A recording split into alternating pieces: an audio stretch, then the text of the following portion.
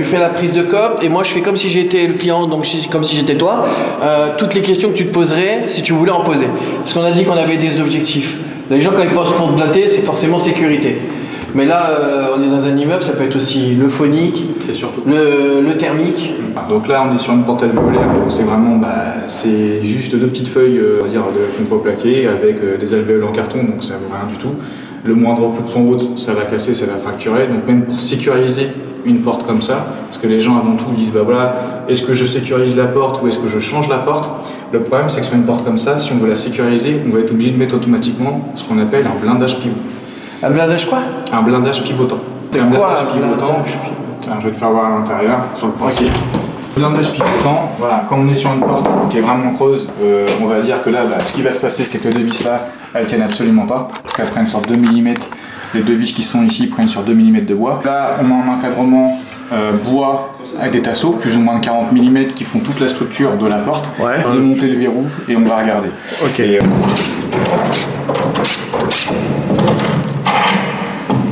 Voilà. Là, en fin de compte, on va pas forcément très bien. Je vais te mettre de la lumière. Ah bah oui, voilà. C'est complètement creux. Voilà. Donc là, comme tu peux voir, on voit pas très bien, mais là, les vis, ça tient juste sur 2-3 mm. Quoi. Ouais. Alors que là, on voit bien, de l'autre côté, l'encadrement. Qui est du plat. Ouais, donc là, il se fixe bien avec les bonnes vis, mais là, en fait, c'est pété. Donc après, quand il va le plier, ça va faire effet bascule, et puis ça va s'ouvrir, quoi. C'est ça. Donc là, le problème, c'est que quand les jeunes veulent, avant tout, ils cherchent vraiment la sécurité, le souci, c'est que déjà, une sécurité sur une porte comme ça, pour faire quelque chose de convenable, on est obligé de partir au moins sur un blindage pivotant. Le blindage pivotant, c'est quoi? On va mettre une cornière en acier, ici, qui va faire le retour de l'autre côté. Donc vraiment le principe d'une cornière, voilà, une équerre, en acier, avec des pommelles en acier Maroc soudées.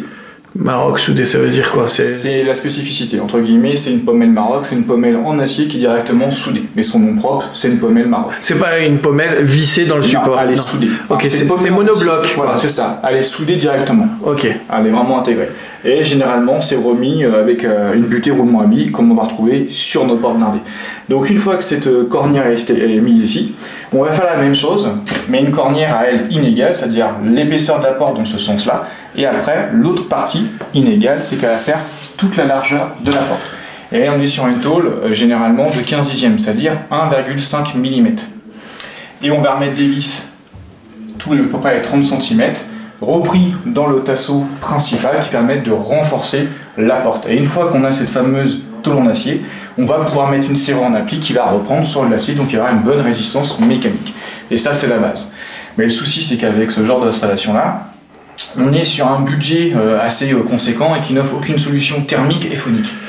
Et parce que là, on se base que sur la fixation, en fait. Voilà, et que sur la sécurité. Donc et là, puis dedans, c'est une porte vide, quoi. Voilà. Donc là, on va automatiquement partir sur une sécurité de serrure, comme moi, c'est ce que je préconise, avec une certification, la norme A2P, qui est une norme qui est reconnue par les assurances, par le CNPP, Centre National de Prévention et de Protection, qui va certifier les serrures, les portes, les volets, etc.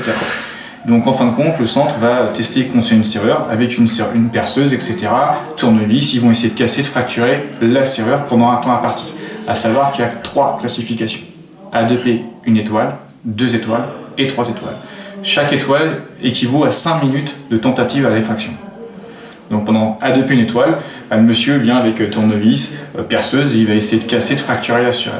Pendant combien de temps? 5 minutes. 5 minutes. Alors ça ne veut pas dire qu'en 5 minutes ça s'ouvre, attention. C'est-à-dire, moi par exemple, si je dis que je veux une porte blindée, je dis que ça résiste au moins un quart d'heure.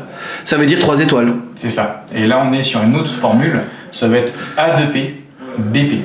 Parce que A2P ça concerne la serrure uniquement, et si la porte n'est pas certifiée aussi par des tests, où on va avoir le test toujours encore une fois avec le CNPP, et là on a des vidéos qui le montrent, on a le monsieur qui va attaquer côté extérieur avec des coins, pied de biche, massette, pendant 5 minutes il va essayer de fracturer. Donc, 1 étoile, 5 minutes, mais là comme tu veux du 3 étoiles c'est 15 minutes, où ils vont vraiment essayer de désincarcérer côté pommelle, ils vont faire la même chose côté serrure, et ils vont faire ce qu'on appelle aussi le passage de trou d'homme pendant 15 minutes à essayer de traverser, de faire un trou dans la porte pour traverser la porte.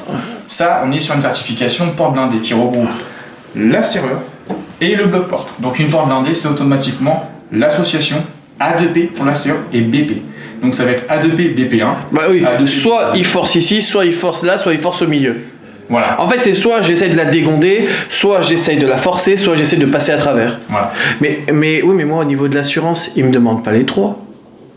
Ils me demandent une des 3. Ils me demandent quoi? On doit avoir des portes certifiées. Sur la base d'une porte certifiée minimum, c'est A2P BP1. Du coup, j'ai un bloc porte qui est dedans. Il y a quoi?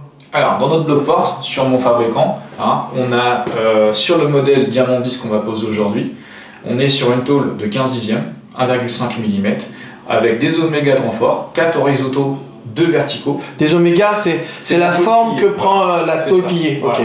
Ça, je pourrais te transmettre des photos. Ouais, voilà. Et ça permet, voilà, pour que la personne s'identifie bien. Et tout ça permet de rigidifier la structure de la porte. Ouais. Avec ça, on va remettre de la laine de roche pour l'isolation. Ouais. Et avec le système de mon fabricant, on a un système de par-closage qui vient prendre en sandwich les panneaux d'habillage, qui nous permet, comme tout à l'heure tu disais, voilà, Ouais, c'est des U qui viennent englober la porte à droite et à gauche. C'est ça. Genre j'ai un châssis en montant, C'est ça. et après je viens par closer comme une fenêtre, quoi. Sur tout le pourtour de la porte. Ok. Et donc, en démontant ce système de par-closage, on peut changer les panneaux. Donc déjà, à la fabrication, là on veut du blanc comme la demande de ma cliente. À l'extérieur, on va mettre du bois parce que c'est pour le respect de la copropriété.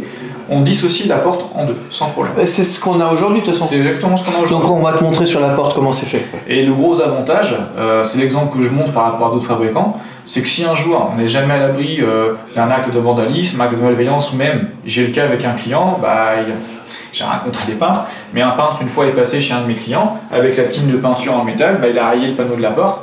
Avec mon ancien fournisseur, je pouvais rien faire. Aujourd'hui, avec mon fournisseur, je démonte le pare-closage et on vient changer le panneau sans changer la porte.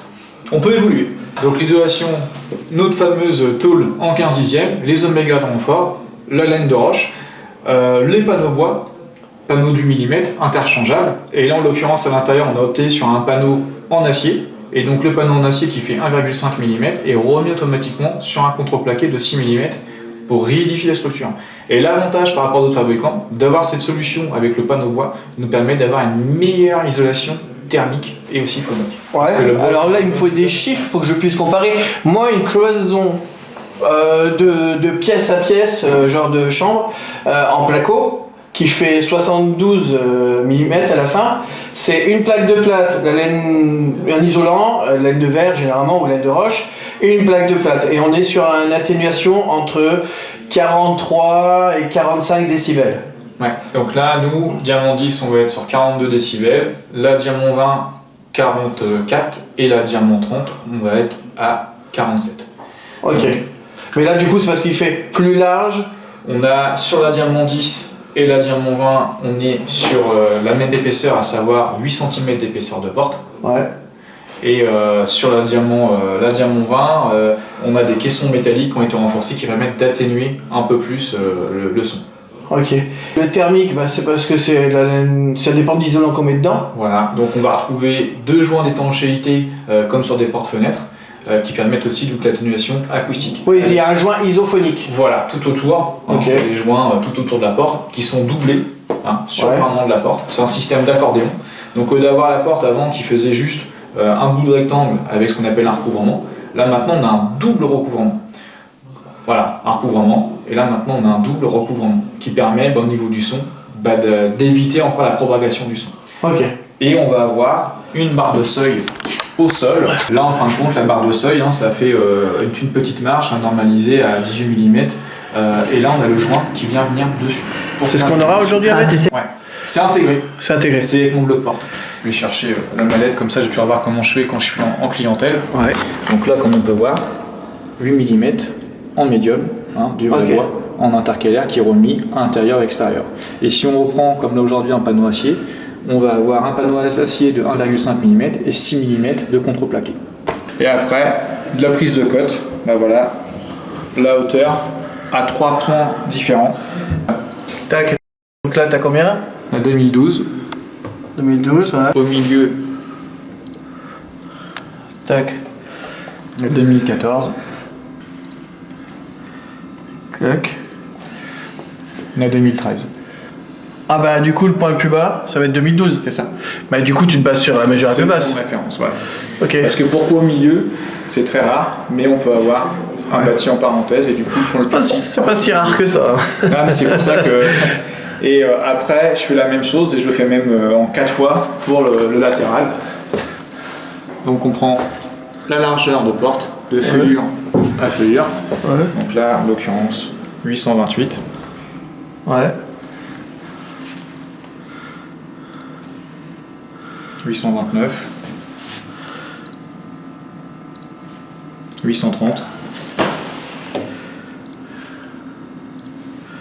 829. Donc là, 828 qui était notre code de départ. Ok, ah mais il faut que tu réfléchisses du coup après quand tu fais l'habillage qui va ici, il va falloir être pris sur par exemple si celui-ci c'est le point le plus avancé, il faut que tu puisses prendre une cote qui va englober cette partie-là, plus la différence de ici qui va être peut-être plus en recul, qui va aller plus loin derrière. Donc il va falloir que tu prennes une marge d'ordre de 1 cm de... Voilà. Ouais, c'est ça. Ok. Bien, pour être sûr d'avoir une petite tolérance, sachant que mon fabricant, entre guillemets, va automatiquement me déduire 5 mm de jeu pour régler mes faux aplombs. Hauteur là. Ah, lui va te les rajouter déjà. Ouais. Donc toi quand tu lui dis genre 1 cm de plus, tu sais déjà que lui va te mettre 5 000 de plus en plus. Voilà, c'est-à-dire qu'en moins, il va m'enlever. C'est-à-dire que moi sur ma prise de cote, là j'ai 828, Ouais. ma cote d'exécution elle va être à 823 pour avoir du jeu. Pour être sûr de régler mon aplomb. Parce que là, je suis pas sûr que ma porte est bien de niveau. Ok. Quand je viens avec mon bâti, c'est à moi après de régler le niveau. Et si j'ai pas de jeu, je peux pas régler. Non mais tu viens de me dire qu'il prenait plus serré au lieu de plus large. Pour la cote de fabrication. Après, Ah oui, il prend plus de resserrage à l'intérieur, C'est ça, donc il te laisse c'est plus ça. de marge à l'intérieur. Voilà, pour Ok. pouvoir régler. Ok, d'accord. Donc ça, Ouais, c'est tu le un- sais déjà, toi. Ouais, bah, Donc quand tu lui donnes la cote, tu lui donnes une cote finie parce que tu sais que c'est lui qui s'occupe oui, du jeu, quoi. Après, voilà, ça dépend des fabricants. Ce qu'on appelle code de fabrication, un code d'exécution, ou code Ok. relevé. C'est pas Ok, ouais, la cote relevée Cote relevée. qu'on relève sur le chantier, et la cote de fabrication, Et c'est... lui, il me déduit derrière vraiment code de fabrication. Et Ok. j'ai un ARC, accusé de réception de commande, où c'est à moi de vérifier qu'on est bien, OK. Donc c'est à moi de Ok, vérification. d'accord. Et tu prends une photo après de ça pour lui envoyer en même temps ou pas? Non, il se base uniquement sur croquis. Alors, T'as pas un croquis de base j'ai sur un lequel... logiciel que tu connais, SIA. SIA, Ouais. qui me permet de commander directement en ligne. Où là, avec le logiciel, et bah, tout est coté. J'ai un petit croquis qui me dit bah voilà la feuillure c'est ça, et à moi de remplir. Ah bah je m'étais dit, moi tu sais ici tu peux être sur le chantier avec une feuille relevée, une porte c'est une porte, je veux dire tu peux avoir un bâti comme ça et puis à chaque fois remplir-toi la main comme ça, à chaque fois clac clac. Moi, alors, je le fais manuellement, puis après quand je fais mon devis, dans mon devis, j'ai déjà des lignes préinscrites avec feuillure, pourtour, hauteur, largeur Ok, et le type donc de bâti. t'as une simulation déjà exacte. Voilà. Et ça me permet d'être sûr de ne pas oublier la petite chose qui est symbolique, la hauteur du microviseur. Parce que c'est à hauteur du microviseur. C'est quoi le micro? Ah, du Judas? Ouais, du Judas. Le microviseur. Le nom propre c'est un microviseur. Ok, bah voilà, je viens d'apprendre un truc. Et donc ça je le prends toujours à la hauteur de la personne. Et en l'occurrence la personne la plus petite. Et donc moi en fonction du client que je suis, tu vas me dire vous faites quelle taille? Et puis Alors, tu c'est vas même me pas mettre... quelle taille, je mets en simulation, je dis voilà, faites comme s'il y avait quelqu'un. Donc moi en l'occurrence, je me mets là. Bon bah voilà, vous êtes là, la cote, elle fera à peu près ça. Et je prends toujours la personne la plus petite. Alors pas les enfants, parce qu'ils vont être amenés à grandir, mais souvent c'est les femmes, parents. voilà, qui sont un petit peu plus petites. Et puis au moins on a l'intérêt de changer une porte, c'est d'avoir vraiment tout le confort. Donc, Tu devrais pas en mettre un pour les adultes, un pour les enfants? Non, ça c'est pas encore fait. Parce que les enfants, c'est eux qui surveillent pour ouvrir à la bonne personne. Hein. Ouais. Alors que les adultes, plus ou moins, ils sont en capacité de se défendre. Hein. Et ils sont en capacité de se baisser s'il y a besoin. Ouais, mais après, le problème, c'est que quand l'enfant va grandir, après, on va éviter de refaire des trous. Mais généralement, on est sur une hauteur médiane entre 1,50 m et 1,60 m pour les plus grands. Ouais, ok. En capacité, l'enfant d'être tout seul à la maison. Donc, finalement, c'est un ado, donc il est possible qu'il soit déjà dans ses Et horaires. après, encore une fois, suivant les besoins, on a la capacité de pouvoir fournir un microviseur avec un écran LCD qui permet d'avoir une vision grand angle. Avec un écran LCD? Ouais. J'ai jamais vu. Alors, j'en fais pas beaucoup. Je l'ai déjà fait pour des personnes handicapées en fauteuil roulant, notamment quand la personne a l'auteur de vision est très basse et que la personne est grande derrière. C'est pour faire un déporté. C'est ça. Donc là, à l'extérieur, ça va se passer comment? On va aller à la hauteur de la personne. Il y a un petit bouton poussoir comme une sonnette. Elle va appuyer dessus. Okay. Ça va automatiquement allumer un petit écran, un petit écran LCD comme une caméra. Okay. Et on va voir directement la personne. Ça va enregistrer, même en plus si la personne est absente, avec une petite caméra, une petite carte SD. L'heure de passage, on peut même laisser un petit message, dire bah coucou, je suis passé, t'étais pas là. Enfin, pas mal de choses. Ok, donc on a vu le microviseur, on a vu largeur, nana, Regingo, tact, vérification des codes comme ça, vérification des codes comme ça. Quel est l'autre truc que tu prends en compte? Le sens d'ouverture. Donc Ah bah oui, logique. Aujourd'hui, et bah là on est. Donc nous, on est un peu comme les Anglais par rapport au menuisier, nous on se place toujours à l'intérieur. Pourquoi? Parce que c'est la sœur qui fait foi. Et donc nous là, en l'occurrence, on est sur un droit tirant. Pourquoi? Bah parce que la sœur est à droite et qu'on va tirer pour l'horaire. Ok. Un menuisier, lui, il va se placer à l'extérieur, il va appeler un droit poussant. Ok. Ah, toi tu réfléchis de l'intérieur. Et le menuisier se place à l'extérieur. Ah Donc, ouais. tous les deux, on va être dans le même sens, ça sera tout droit, mais moi ça va être tirant, lui il va appeler poussant. D'où le fait que là, il faut que le croquis soit bon, quoi. Voilà, c'est ça. Parce que sinon, si vous parlez pas le même langage, ça va être compliqué. Et en plus, pour compliquer un peu, c'est que nous on va toujours parler de dire droit, droit tirant, et eux ils vont parler toujours poussant gauche. On inverse en plus les mots. Donc, Ah, le bordel. Donc, nous, droit Il tirant, lui, c'est un faut vous poussant accorder, les gars. Là. voilà, donc moi un droit poussant pour lui c'est un poussant droit. Donc quand tu l'entends, Oui, d'accord. Ouais. Vaut mieux un schéma, un quoi. croquis, voilà, comme Voilà, ça. croquis, c'est bon. Donc là, C'est pour ça que je te parlais de mettre une photo pour te mettre en situation. Après voilà, moi je le fais toujours, quand je fais mon relevé de coche, je me mets toujours pour vraiment être sûr. Pour être sûr d'être très carré et pas avoir pas d'erreur. Parce que ça m'est déjà arrivé, donc avec expérience, on va faire attention. Y a pas le seuil à prendre ou... Non, c'est normalisé. Donc Ouais. là, en fin de compte, on va le voir quand on va amener le bâti. Non, mais regarde, tu vois, là, je vois, moi, et ça le refait, et j'ai remarqué que la cliente, il y avait un petit décroché, regarde, là. Tu vois, là, elle avait refait un parquet flottant, là. Du coup, là, il y a un petit décroché, tu dois pas l'épouser, cette forme, là? On va pas le dépouser, nous on va venir là, et après c'est à moi de refaire un joint pour À l'extérieur marquer la différence, tout à fait. Ah, ok. Et donc là, après, ce qu'on va choisir, c'est les couleurs des panneaux. Voilà. En l'occurrence, aujourd'hui, on est parti sur ce qui était le plus rapprochant en accord avec ma cliente. Ah, il faut respecter les codes de la copropriété. C'est ça. Ok. Donc l'intérêt d'avoir la petite valise, on a les échantillons qui nous permettent vraiment... Elle était bien, là, en plus. C'est vraiment ça. Pas mal. Hein. Tu peux imiter de toute façon comme n'importe quelle porte, les décors, la forme, tout ça, c'est une question de... Tous les panneaux d'habillage sont là. Ouais, en fait, ça dépend du fabricant avec qui tu bosses, quoi. Voilà, tout à fait. Ok, mais du coup, si dedans je fais, si dehors je fais ça, dedans je peux faire un truc en accord avec ma déco. Genre là, je vois que c'est blanc les murs. Du coup, nous, on a une porte qu'on peut commander en blanc. Ouais, c'est ça. Mais après, on a voulu faire de la couleur. J'ai déjà fait du violet, du rouge, Ok. du noir, Bicolore. et bicolore. Est-ce que je peux repeindre une porte Alors, on peut reprendre sans problème. nous-mêmes, hein? Ouais. Que ça, on t'appelle pas, tu vois, on appelle. On pouvait le faire. Après, l'idéal de le faire avec le fabricant, c'est qu'on a une peinture vraiment orale et surtout qui est époxy cuit au four. Donc, c'est vraiment. Ok. On a tout pour passer la commande ou pas? Bah là, une fois que moi j'ai pris les cotes complètes, la hauteur du microviseur, les couleurs, le choix aussi du bâti bicolore. Le bâti, quand je viens, comme aujourd'hui, on va faire ce qu'on appelle une pause en rénovation. Donc la rénovation, on a un bâti existant. Comme tu m'avais demandé, est-ce qu'on fait des déposes totales? Au jour d'aujourd'hui, dans les appartements, à 98% du temps, on garde le bâti existant. Pourquoi? Parce que on n'a pas forcément d'obligation thermique. On n'a pas comme c'est pas une porte qui va donner vers l'extérieur. Donc on n'a pas des grandes différences de température. Ok. Donc on vient, puis surtout pour une question financière, parce que ça coûte plus cher. On vient avec un bâti dit rénovation. Le bâti rénovation, donc nous, la conception chez Picard, c'est un double bâti assemblé. La partie extérieure qui est ici, Ouais. et la partie intérieure qui va rester ici. Donc ces deux parties-là, ça je peux le mettre en rouge, ça je peux le mettre en bleu et vice-versa. On fait ce que l'on veut. Ou une seule couleur qui va venir. Tu dis ça comme si tu travaillais chez Picard. Nous, la conception, c'est Picard. Conception de ce que tu proposes, ouais. Voilà, le bâti, ça vient comme ceci. Et donc moi, pour refixer, je viens avec des tire-fonds. Hein, c'est une vis cheville à frapper. Moi, je mets du Hilti, qui a l'avantage en plus d'avoir la performance feu. On vient percer, comme tout à l'heure on le verra, et reprendre directement. On va traverser l'ancien bâti et reprendre dans la maçonnerie. Ok. Et là, on a 10 points d'ancrage. 10 points d'ancrage. Voilà. Ok. 4 latéraux sur les. Alors là, comme là, on est sur une nouvelle modèle. Je vais voir si c'est toujours 10, mais sur les anciens modèles, on était bien 10 points d'ancrage. Ouais, mais là, du coup, ça, on pourra l'expliquer quand on va le faire. C'est ça. T'es sur 11. Vas-y. T'es sur 11. 5 pommelles, Ouais. côté pommelle, 4 côté penne et 2 en haut. En fait, on a 3 pommelles, donc une à chaque pommelle, donc 3, et 2 aux intermédiaires, donc 5. Et 4 au niveau des pennes. Voilà. Ce qu'on appelle les largeurs de pourtour, cette partie-là. Ouais. Avec les anciens fabricants, j'étais sur une cote fixe, je ne pouvais pas y déroger. Donc on venait vulgairement comme ceci. Et là, on faisait le joint silicone. Ouais. Au jour d'aujourd'hui, avec mon fabricant, on peut élargir la largeur de pourtour. Bah, pour épouser l'original. Comme ça, on le voit plus. Le recouvrir, exactement. Ah oui. Donc on peut aller de Bah, je trouve 17. ça logique, quoi. De 17. Ouais, ben, c'est logique, mais. On fait ça déjà pour les fenêtres et tout, Ouais, donc. mais il y a très peu de fabricants qui le font. Ah bon? Ah bon, ok. Moi, ça me trouvait logique. Donc de 17 à 100 mm, on peut élargir et donc masquer l'ancien bâti. Donc là, quand on fait le devis, tu es obligé de prendre la largeur de ça. Alors oui, par rapport à mes ailes de recouvrement. Et là, la subtilité, c'est qu'aujourd'hui, comme on va vraiment le cacher parce que c'est pas forcément joli, on va venir avec ce qu'on appelle un bâti en retrait, c'est-à-dire qu'on va revenir, cette partie-là va venir contre le mur.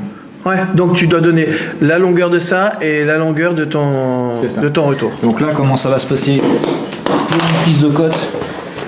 On va prendre déjà ce qu'on appelle, là on a 35 mm, ce qu'on appelle la feuillure. On va avoir la largeur de pourtour, qui va être de là à là. Ouais. Mon épaisseur, donc qui est de 10 mm. Le cochonnet, la largeur. Mais là aujourd'hui, pour une question esthétique... Le cochonnet, c'est ça? C'est cette partie-là, le cochonnet, pardon. Ok.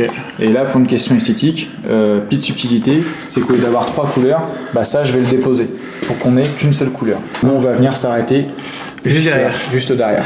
Donc tu vas être obligé de prendre... Ah, tu vas le faire sauter du coup. Ouais, ça, je donc comme ça, tu vas venir au droit et au droit pour une question esthétique. C'est ça. Ouais, c'est plus joli quoi. Ouais, voilà. Ça évite de faire des retours et des retours. C'est autant d'endroits en moins à nettoyer. Une fois posé, c'est comme si on avait l'impression que la porte était d'origine. Ok. Comme si on avait fait une dépose totale. La dépose totale, à savoir, c'est qu'on enlève toute le... Donc ça, par contre, dépose totale... Du coup, même état de finition. Voilà. Dépose totale, par contre, dès que je suis sur une maison, c'est obligé. Pour une question thermique, vraiment de repas, d'une bonne constitution. Donc une fois que tout ça c'est fait, j'ai les couleurs, j'ai les modèles de panneaux intérieur et extérieur. On va avoir aussi le choix des poignées. Ah oui, c'est vrai, en fait. Et puis le barillet, on a dit que... Varié. Donc on peut avoir de la poignée modèle Verona en laiton ou en chromé. On peut avoir les poignées, il y en a beaucoup des choix. Mais ça dépend pas de ton fabricant, ça dépend. Moi, quand je fais appel à mon serrurier, il a plein d'autres choix. C'est lié directement à la sécurité, ça?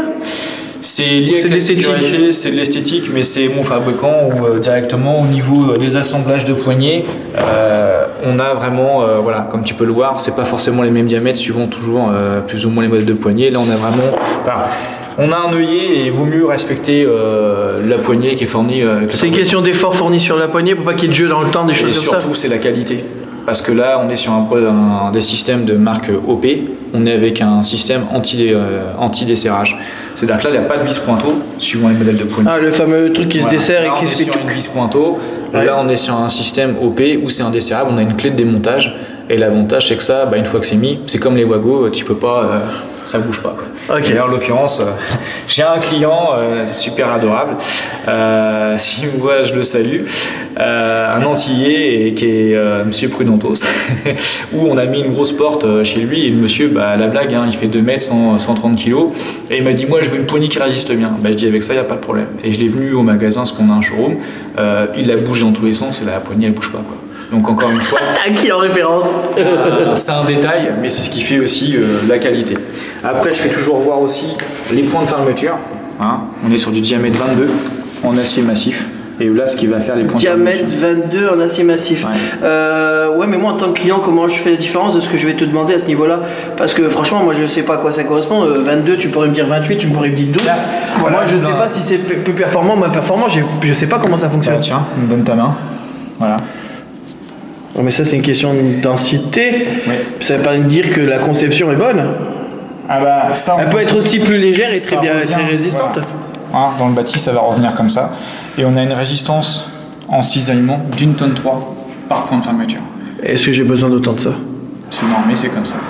Voilà. Donc de toute façon, c'est normé, c'est comme ça. Donc que ce soit toi ou un autre, c'est normé, c'est comme ça. Ça sera la même chose chez un autre? Non, pas forcément. Mon ancien fabricant, j'étais avec des serrures avec 3 points d'une forme rectangulaire avec une résistance de 700 kg par point de fermeture. Là, on a 1,3 tonne. Et on passe de 3 points à 4 points. En gros, c'est parce que là nous, dans un immeuble, il n'y a que la porte qui nous permet d'accéder. Donc forcément, c'est l'endroit privilégié. 80% d'effraction sur les portes d'appartement. Hormis les stats, concrètement, on est vraiment sur les portes d'entrée, c'est privilégié parce que les portes sont vraiment névralgiques. Au jour d'aujourd'hui, dans le parc immobilier français, 8 à 9 Français sur 10, c'est une blague, on va ouvrir. Moi, je fais pas mal d'ouverture avec huissier. La moyenne d'une ouverture, j'ai bien une moyenne, on est à 3 à 4 minutes. avec une perceuse, on utilise voilà. Ouais, c'est facile quoi. On va dire que quand je fais une tournée avec l'huissier, on fait 6 interventions dans la matinée. On en a peut-être une où on arrive sur un truc un peu plus. Tu sais quoi, moi j'ai fait changer mes barillet de porte de chez moi par mon serrurier, qui est super. À chaque fois il dit tournez-vous. Et en l'espace de moins de 10 secondes, il est rentré chez moi. Donc on a mis des barillets allemands là, avec des billes, des clés spéciales et tout ça. Mais même ça, il m'a dit qu'il avait un système breveté à pompe. Après, il y a des. Et qui peut pousser les billes et qui peut rentrer chez moi en moins d'1 minute. Du coup là. Alors, il y a des passionnés.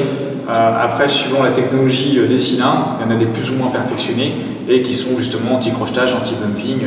Ça, il va falloir pareil que je te pose des questions sur quel type de serrure je vais placer en fonction. Parce que c'est rien d'en mettre une porte blindée de haute qualité si derrière j'ai mis un cylindre qui sert à rien. Parce que du coup, bah, c'est pour ça que ça correspond pas. C'est pour ça que c'est homogène. Donc en gros, si moi je te demande de la haute performance au niveau de la porte blindée, il faut que la serrure monte aussi en performance. Automatiquement. Ouais, parce que sinon ce serait pas logique. Quoi. La certification. Je peux pas mettre n'importe quoi. Okay. C'est pour ça que là, demain, madame perd la clé, si elle met un cylindre d'une autre marque, elle perd le label. Il faut mettre la même marque, la même certification que le fabricant. Ah, ok. Ok, donc une fois que j'ai fait mon choix, maintenant, tous les futurs locataires ou tous les futurs propriétaires, s'il y avait un changement à faire, ça doit rester la même. Mais toi, il faut que le fabricant, derrière, il te garantisse que cette fourniture, tu l'auras pendant 20 ans de disponible. S'ils arrêtent de faire la gamme, comment tu fais pour récupérer ça? Là-dessus, on a une garantie décennale sur le châssis bloc porte. On a 1 an sur les peintures et 2 ans sur les serrures, garantie fabricant. Non, mais tu dis que si après et tu mets autre chose, tu perds le label, donc c'est pour ça. C'est-à-dire que si on met pas la forme entre guillemets reste, il faut qu'on mette la même marque. T'as envie de dire un truc, c'est toi qui as conçu la porte. Hein. En fait, comme dit Arnaud, le cylindre est lié à la serrure est liée à la porte. Donc s'il change le cylindre, il faut qu'il remette un cylindre qui est certifié avec la serrure. Peut-être que dans 10 ans on le fera plus, on ne sait pas. Mais on aura certifié un nouveau cylindre sur cette serrure-là. Donc il suffira qu'il t'appelle. On mettra le nouveau.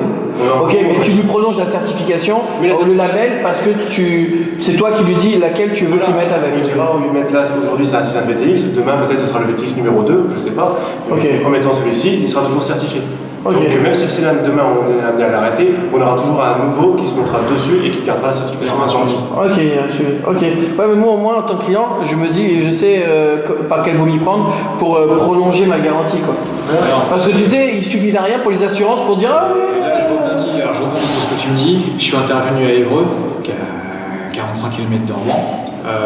Le monsieur justement était un peu en galère parce qu'il avait fait installer une serrure de haute sécurité Picard il y a à peu près 25 ans. Et là, tu es obligé de remettre le même produit et grâce à la référencement Google, nous a trouvé et on a pu le remplacer. Donc 25 ans après, le produit est toujours là. Okay. Donc là, justement, c'est ce que j'ai mis en avant. Je fais voilà, l'avantage d'avoir un fabricant de qualité renommé, il y a le suivi des pièces. Ok, d'accord. Ah mais moi je sais. Je connais pas le domaine, donc je me pose les mêmes questions en tant qu'artisan de mon côté, comment ça fonctionne, voilà. Et je sais que c'est toujours une galère en fonction de je veux acheter à pas cher, mais derrière, 1 an plus tard, la gamme s'est arrêtée, tu sais, une ferme de stock, et puis tu n'auras plus rien. Et en menuiserie, ça arrive régulièrement. Hein. Sur les fenêtres, c'est une horreur. Fenêtres, porte-fenêtres, tout ça, c'est une horreur. Les poignées, les machins, les serrures, c'est une horreur. Ça change régulièrement et il n'y a plus moyen d'avoir. Mais c'est pour ça que moi, je suis spécialisé, on ne fait que des portes. Je ne fais pas de fenêtres, je ne fais pas les portes de garage, je fais que de la porte. C'est un métier spécialisé. Ouais. Donc tu as le fabricant qui tient en compte de... À contrario, moi j'ai beaucoup... Nous, on est serruriers, on fait de la porte blindée. Maintenant, j'ai beaucoup de menuisiers aluminium. Moi, je sais faire de la porte à U, je sais faire de la porte blindée. Et on est beaucoup qui ont arrêté au bout de quelques années. Parce que quand votre client il fait installer une porte blindée et puis qu'un jour il y a un souci, ah non, nous ça va poser, par contre ça va la dépanner. Ah mais c'est pas les mêmes. C'est pas les mêmes objectifs quand tu poses une porte blindée que quand tu poses une porte standard. Je suis d'accord, mais après quand tu proposes un service, toi t'appelles un menuisier Intel, tu proposes une porte blindée, tu l'appelles 3 ans après, il sait pas te la dépanner ou il sait pas changer les pièces. Tu vends pas un produit, toi, tu vends un produit et un service et une forme de garantie parce que en fait une porte ça sert juste à rentrer et sortir. C'est ça. Une porte blindée, ça va servir à d'autres choses et ses fonctionnalités vont au-delà d'une porte standard. Donc, poser pour rentrer et sortir, ils auraient pu poser une porte standard. Maintenant, s'il y a d'autres attentes, forcément, il faut que tu garantisses ces attentes dans le temps. Du coup, là, tu as des obligations, comment dirais, cachées que l'autre n'aura pas. Parce que toi, ça répond à une norme sécuritaire avec ça. Tu sais très bien que tu t'exposes à un risque. Donc c'est ça que tu Il garantis. faut savoir aussi les horaires. Non mais faut savoir couvrir le risque quoi. C'est ça. Ok. Et puis notamment les horaires, parce que, ou même de remplacer les pièces. Donc là, on a vu plein de points ensemble, mais on va le voir pendant la mise en place. C'est ça. Mais là, en gros, on a fait le tour des éléments. On envoie la porte en commande. Délai, on se revoit dans combien de temps? Une semaine, 2 semaines, 3 semaines? C'est quoi le délai de livraison? On est sur 10 jours. 10 jours. En moyenne, c'est ça. 10 jours à fabrication chez moi, donc après, moi je laisse un petit delta de 2 semaines, le temps de reprendre rendez-vous avec le client. Voilà, on est bien sur 2 semaines. Ouais, parce qu'en temps d'intervention, on en a juste pour la journée. Alors techniquement, parce que toi tu parles beaucoup, c'est une demi-journée, mais là je pense Vas-y, alors, franchement, sans vouloir faire voilà, les meilleurs temps de pause que j'ai fait, et vraiment une pause conforme, je dis bien conforme, propre, etc., c'est 1h30. Montre en main. Ah ouais, effectivement, là, je t'ai bien retardé, là. Alors, sur une pause comme ça, on est plutôt sur une pause d'une durée de 3 heures, parce que bon, on prend le temps, voilà. Ok. Mais quand je suis vraiment sur une pause bâti métal, que tout va bien, que j'ai pas beaucoup de réglages, que les finitions se passent bien, et puis que, on va dire, rez-de-chaussée, que j'ai pas 50 étages, que je suis garé bien, c'est tout ça aussi qui joue. Bon, ben, on est parti alors. Hein. C'est parti.